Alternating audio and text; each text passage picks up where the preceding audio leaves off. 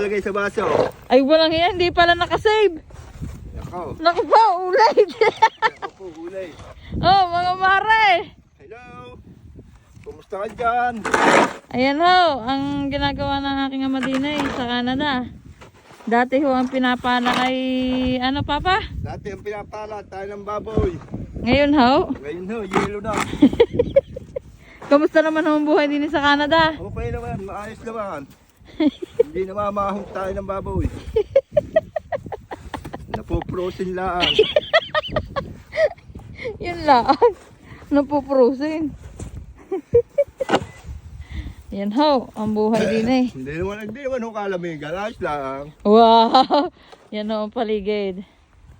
Yan. Oh, kita niyo ba ho yan? Ayan ho. Hanggang doon pa, ang papalahin ni Papa. Doon pa ho sa likod. Masarap ho, masarap. Masarap. Yan daw yung kanyang exercise. Di ba ga? Ang tawagin ng mama. Emel, lumabas ka din eh. Huwag ka na magtago dyan. He's calling mama.